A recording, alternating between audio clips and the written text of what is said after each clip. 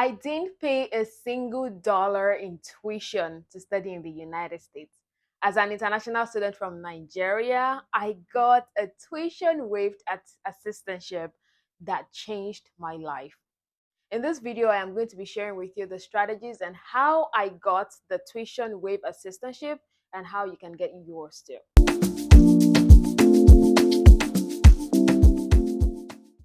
Hey Lovables, welcome back to another video. If you're a returning subscriber, thank you so much for being a part of the family. And if you're a new subscriber, hi, my name is Olubukola and this is the digital diary where I spill the real tea of my life as an international student in the United States, where I share tips, guides, and insider gems that can also help you if you're aspiring to come study abroad, with the sprinkle of everything in between. In today's video, I am going to be sharing with you how I got a tuition waiver assistantship, some of the strategies that I implemented, and how you can also borrow the strategies to also get a tuition waived assistantship or even a fully funded scholarship to come study in the United States. Let's get into it. In my previous video, I did mention how I went for my visa interview without funding on my I-20 and how I got my visa approved without funding, which I'm going to be linking up right here. You should click on that and go watch the video to learn about my full experience during my visa interview. Anyways, for today's video, I'm going to be sharing with you how I actually got a tuition waiver assistantship after resuming to school. A lot of people think that your funding has to come with the admission you're being offered, which I understand. I mean, you want to know your fate, you want to know where you stand before you even proceed with the admission offer. But trust me, sometimes, even if your admission does not come with funding, you can get funding when you resume to school.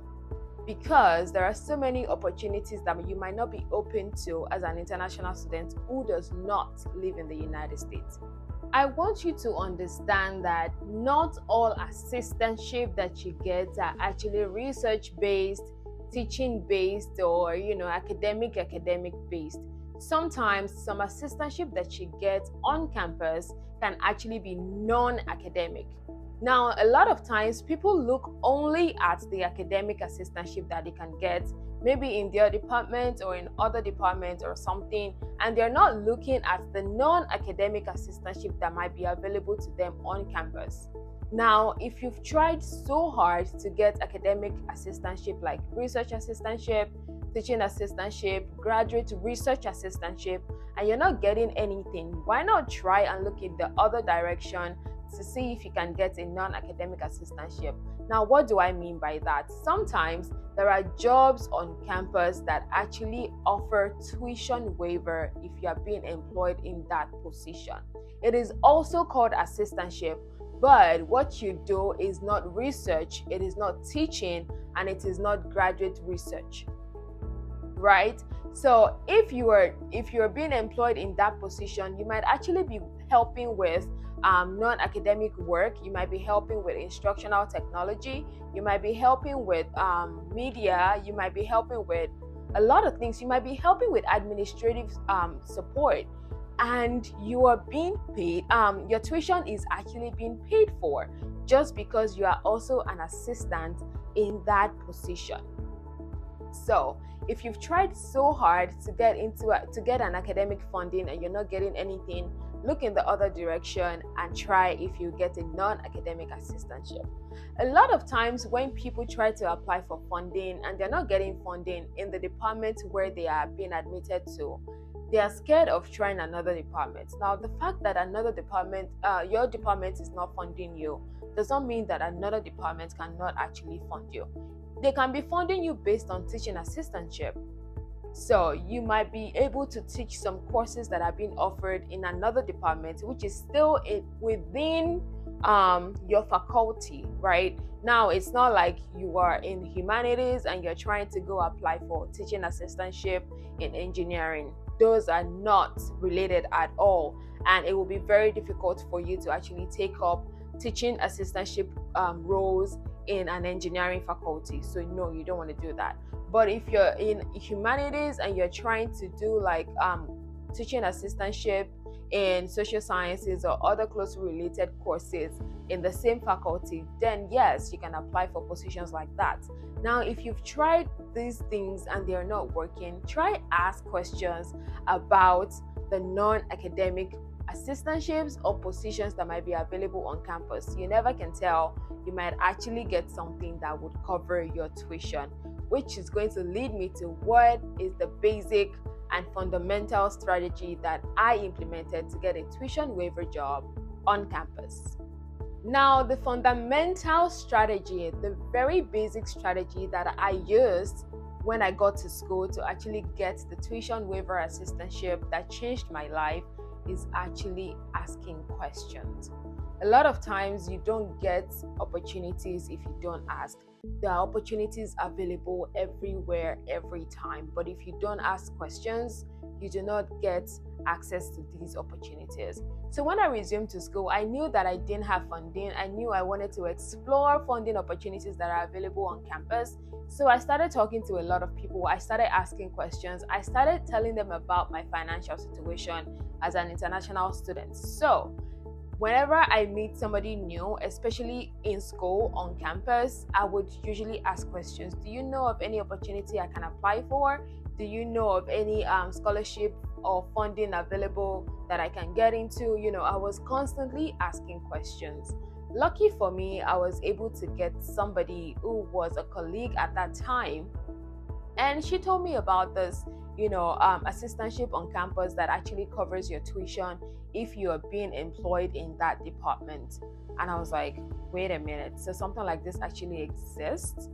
So I asked further questions and I explored the opportunity to apply to this position. So funny enough, this position has nothing to do with my course. It has nothing to do with my department. It has nothing to do with my program. So I want to tell you that opportunities like that actually exist on campus in the United States. You just need to ask for them, look for them, and apply to them. The second strategy is actually knowing the platforms that your school uploads or updates positions that are available on campus. Sometimes some people might tell you, oh, we don't have any funding opportunity, or we don't, and that's not because they don't want to tell you about the opportunity, but because they themselves, they don't have access to it. The university is so big, there are so many departments that upload so many things on their platform. So you want to go to the platform. Firstly, you want to understand and know the platform that is applicable to your school, where they post job opportunities, scholarship opportunities, updates about the school. You want to know the platform, and once you know the platform, it will be easy for you to gain access to it, especially if you've already gotten admission to study in that school and you've accepted the offer. It will be easy for you to gain access into that platform, and then you can see all of the updates about the school, the scholarship opportunities available in the school, the fundings that you can also apply for, assistantship position that you can apply for that might come with tuition waiver. So the next thing is for you to actually ask your school for the platform that they use. Most schools in the US use Handshake. Now, if you ask questions about Handshake, you might actually get access to so many opportunities that might not be open to you if you're still applying or seeking to get funding from Nigeria or other African countries that you're applying for as an international student. Now, my next point is for you to accept and understand that not all assistantships will cover your cost of attendance fully. Now, sometimes people want to get everything. They want to get assistantship that covers their tuition, covers health insurance, covers all of the student fees that you're supposed to pay, and also pays you stipend.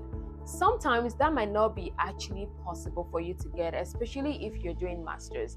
Most PhD offers come with fully funded admission, fully funded assistantship where you don't get to pay anything. But if you're doing a master's, if you're going for a master's program, you might sometimes need to pay, even with a tuition waiver, which is like the most important part of your cost of attendance. You might still need to pay your health insurance, your student services fee, information services fee, and other things that you need to pay for on campus. You might still need to pay for all of that. But trust me, if you are contented with that tuition waiver that you've gotten, it would change a lot of things. It would really save you a lot of stress and a lot of money that you're supposed to spend as an international student in the United States. So you need to accept that not all assistantship would come fully funded. Once you're able to accept that fact, honestly, whatever you get will be okay for you as an international student in the US. If you're currently an international student in the United States and you could relate with what I just talked about in this video, then you can drop a comment under this video so other people can also learn from your experience.